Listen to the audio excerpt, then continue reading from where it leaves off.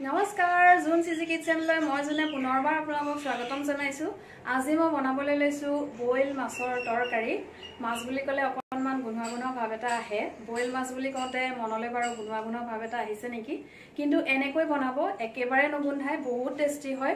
বনাই খাই তাৰ পিছত কমেন্ট কৰিব। ভিডিওটো যদি চাই ভাল লাগে লাইক কৰিব, বন্ধুবৰ্গৰ মাজত বহুত শেয়াৰ কৰিব। যি সকলে চেনেলটো নতুনকৈ চাইছে তেওঁলোকে সাবস্ক্ৰাইব কৰিব, লগতে বেল আইকনটো দবাই দিব। বইল মাছৰ তৰকাৰী মই কেনেকৈ বনাইছো আহকচোন চাওঁ। ইয়াৰ বাবে মই লৈছো বিলাহী 4টা, আলু এটা, জালুকৰ গুৰি চাহখোৱা চামুচৰ 4ভাগৰ 1 চামুচ, জলকীয়া গুৰি চাহখোৱা চামুচৰ প্ৰায় 1 চামুচেই হ'ব, নহৰু 4 ফুটা, কেঁচা জলকীয়া 3টা, আদা এডোখৰ আৰু মান ধনিয়া পাত লৈছো 3-4টা মান হ'ব।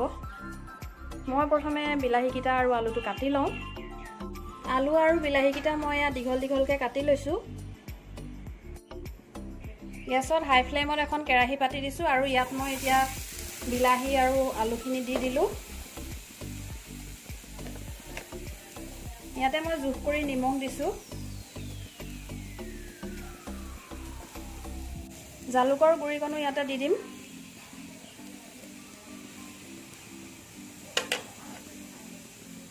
জলকীয়া গুৰিকণো দি দিছো।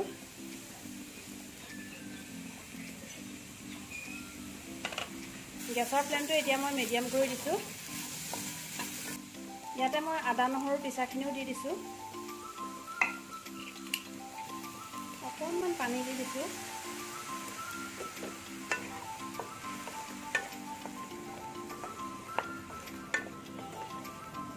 মিডিয়াম ফ্লেমত এইখিনি মই ঢাকন মাৰি সিজিবলৈ দিম।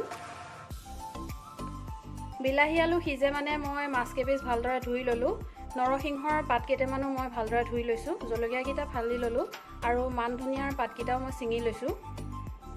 বিলাহী আলুখিনি বইল কৰা প্ৰায় 5 মিনিট মান হৈ গৈছে। এয়া বিলাহীখিনি খুব ধুনীয়াকৈ গলি গৈছে।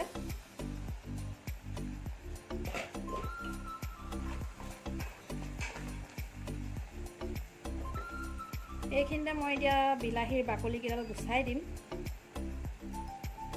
ডাঙৰকৈ দিয়াৰ কাৰণে এনেকৈ গুচাই দিবলৈ সুবিধা হয়।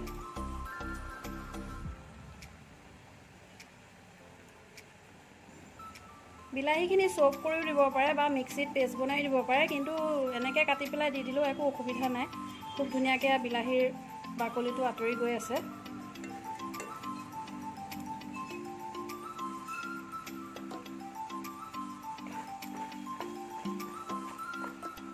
বিলাহীখিনি ধুনীয়াকৈ সিজিছে, কিন্তু আলুটো সিজা নাই, গতিকে আৰু অকণমান সময় লাগিব। বিলাহীৰ পানীটো অকণমান শুকাওঁ নিচিনা হৈছে, গতিকে মই আৰু অকণমান ইয়াত পানী দিম।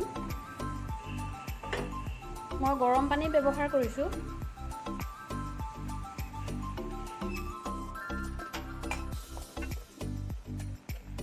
এইখিনি ঢাকি আৰু 5 মিনিট সিজিবলৈ দিম, যাতে আলুখিনি সিজি যায়। এই আমাৰ 5 মিনিট হৈ গৈছে।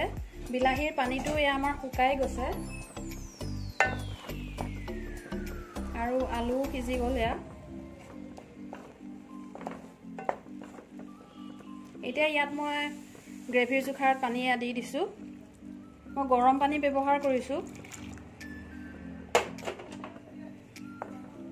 গেছৰ ফ্লেমটো মই এতিয়া হাই কৰি দিছোঁ।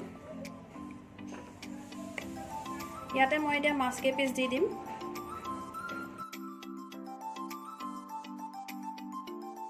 কেঁচা জলকীয়াকেইটাও দি দিম। নৰসিংহৰ পাতকেইটাও দিম। মান ধনিয়াৰ পাতকেইটাও দিম।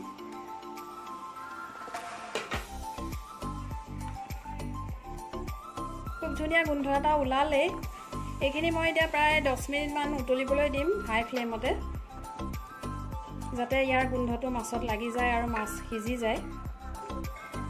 10 মিনিট পিছত মই আপোনালোকৰ ওচৰলৈ আহি আছোঁ।